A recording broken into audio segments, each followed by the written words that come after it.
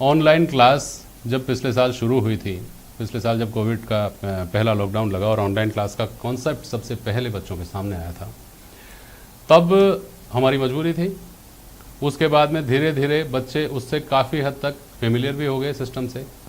लेकिन क्या ऐसी स्थिति नहीं आ गई है जब हम भी इस बात से उकता गए हैं कि बच्चा कंप्यूटर के सामने बैठता है 5 घंटे 7 घंटे और वहाँ क्लास लेता है, कितनी लेता है कितनी नहीं लेता पता नहीं चलता, उसकी अभी की पढ़ाई कहाँ तक अप टू मार्क है नहीं है पता नहीं चलता।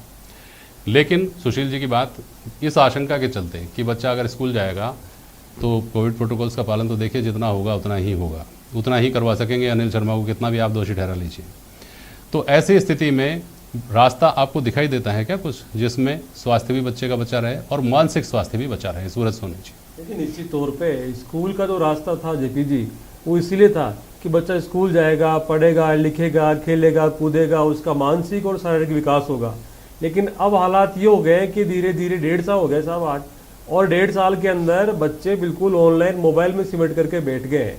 तो बच्चा पढ़ेगा भी उसी में और खेलेगा भी उसी में, और जो खेलेगा वो अधिक नुकसानदायक साबित होता जा रहा है। आप देखिए, अवसाद में बच्चे आकर के एक जगह, आपने घटना मैं पूरा जिक्र नहीं करूंगा लेकिन सबको पता है कि एक बच्चे ने अवसाद में आकर के सुसाइड तक कर लिया था।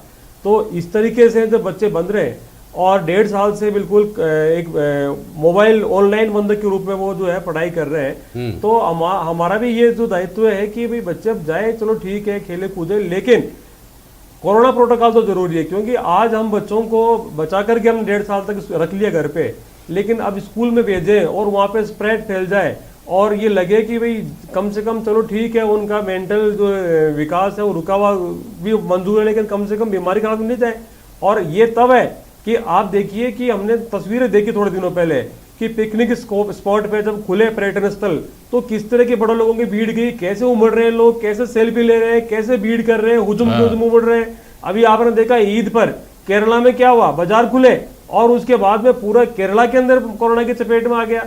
तो कमोबेश यही हालत है कि जब बाजार खुलते हैं तो चाहे चौपड़ हो, चाहे चांदनी चौक दिल्ली का हो, चाहे जयपुर का हो, कहीं भी हो, तो इस तरीके से बड़े लोग उमड़ रहे हैं। तो बच्चों से उम्मीद ये नहीं कर सकते कि बच्चे स्कूल में जाकर के डिस्टेंस मेंटेन कर लेंगे।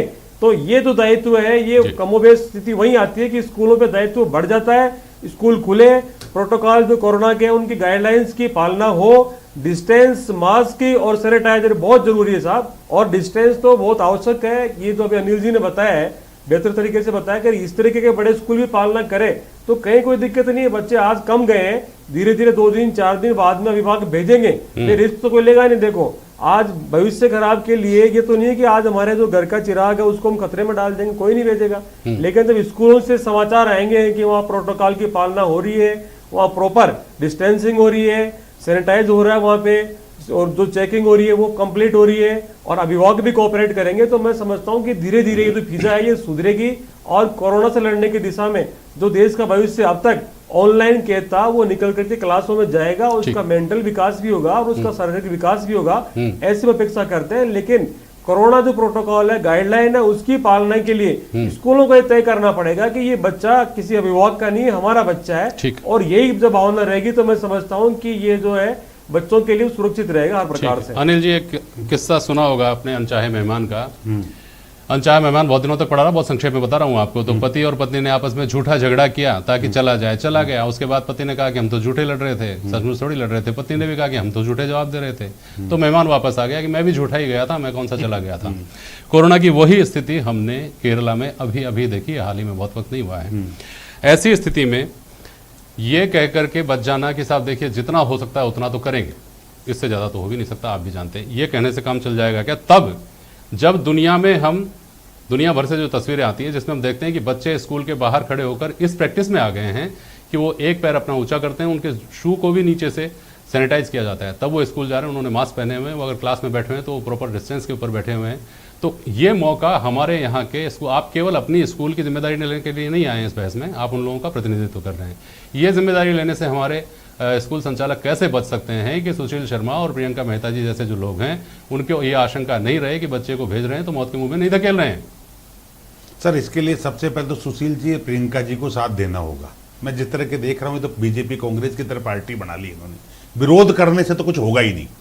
हमें समझना दोनों को पड़ेगा ना सर। मैं कह रहा हूँ बच्चे के पेरेंट के बीमार हो रहे हैं और पेरेंट बच्चे को फिर भी स्कूल भेज रहा है, अब स्कूल कितना संभाल लेगा? अरे साहब उस बात के ऊपर तो बात हो गई ना, वो तो जिम्मेदारी इनको लेनी पड़ेगी। सर मैं कहना चाह रहा हूँ लेकिन पहली चीज जो सामने दिखाई दे रही है, मैं यही कह रहा हूँ 18 में अनिल जी पहली चीज है जो कहा जा रहा है 2 गज दूरी, मास्क है जरूरी, बाकी सब तो बात की बात है। ना 2 गज की दूरी दिखे और ना मास्क जरूरी दिखे तो फिर क्या करें?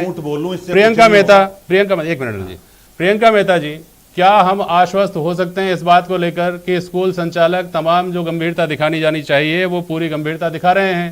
प्रियंका मेहता सर नमस्कार, प्रियंका मेहता बोल रही हूँ सर।